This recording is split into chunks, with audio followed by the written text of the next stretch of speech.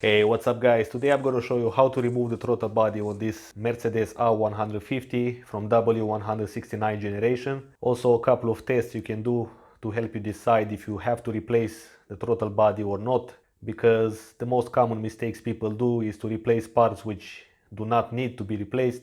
The throttle body is located right here between the air filter box and the intake manifold. So with a T20, let's remove these two bolts. On this side of the air filter box, twist this connector and pull it out. Rise the computer, remove it from its position. Next, with the E10, you have to undo these two bolts which holds the air filter box in position. Now you can wiggle the box out. First take it out from the throttle body and then pull it out from that bottom support. On the side over here you've got the intake hose. You have to twist it. Now this intake hose is connected down here through some tabs. With a flathead screwdriver, try to release those tabs. Now you can finally wiggle this box out. You can see the throttle body on the side of the intake and you will have full access to it. So with a T30 you have to undo these 4 bolts on the corners. When removing the last bolt, make sure that you hold the throttle body, otherwise it will fall. So here is the second cover, which is connected to this PCV hose. This is made for the blow-by gases to be recirculated into the intake. And here is the point where you get a lot of oil also. So I will take this apart with something tiny and sharp. Press it in between the connector to release these tabs on the sides, and then we can wiggle it out. With the throttle body off, I can give it a clean. Take some paper towel and don't be afraid to press on this flap and remove all this carbon and oil. There is usually a lot of carbon buildup here. In order to test it up, the easiest way is to have a scan tool with live data. You just connect it on the OBD2 port and then you see the reaction of the throttle body when you press on the acceleration pedal. And you should see, of course, an increase in voltage or the percentage depending on the scan tool. But if you don't have a scan tool, you can have a look on this connector. You can actually see they are numbered, pin number 3 and pin number 6. These two pins are for the potentiometer for the throttle flap.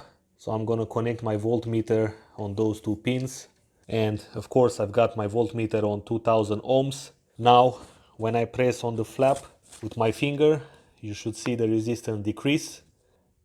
1300, 1100. If we go all the way, it's gonna be 800 ohms.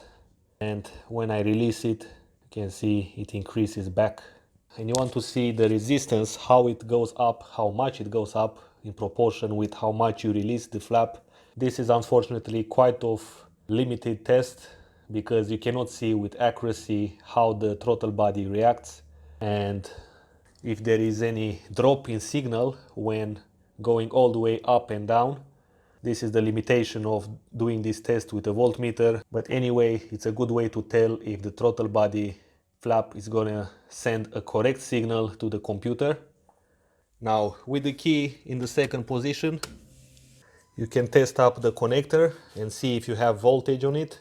On the connector, the pins are also numbered. Pin number 2, which is the ground for the signal wire, and pin number 3, which is the positive of the signal wire. As you've seen previously, the pin number 3 and pin number 6 are for the potentiometer. So you can see the current is going through pin number 3 and passes through potentiometer. The resistance in potentiometer is allowing for the current to go out through pin number 6, and depending on how much the resistance it is on the throttle body, that angle is going to be proportional with the amount of voltage allowed to pass through the pin number 6, and that's how the computer is getting the signal from the throttle body. From pin number 3 and pin number 5, 3.5 volts, and from pin number 2 and pin number 3 you've got 5 volts. Once the throttle body is cleaned and tested, I can install it back. On the mounting side, you've got 2 plastic pins on these 2 corners. It has to match with the throttle body's holes. You've got 2 holes down here, so it goes only in one way. It's impossible to install it wrong. Then this unit has to have the gasket on and should seal on the throttle body side. I'm going to install first one bolt. Actually, before installing the throttle body completely, what I'm going to do is I'm going to test how the throttle body reacts when I press on the acceleration pedal. One bolt is enough for this test. I'm going to plug in the connector. So I'm going to go ahead and start the car.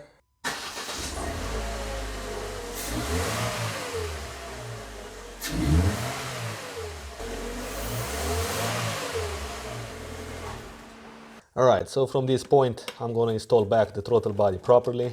Now it's time to place the air filter box back, install back the computer, and finally install back this air hose. And that's it. That's how you clean the throttle body on this car. Hopefully this information is going to be useful and it will save you a lot of money by not buying a new throttle body. Thanks for watching and I will see you in the next video.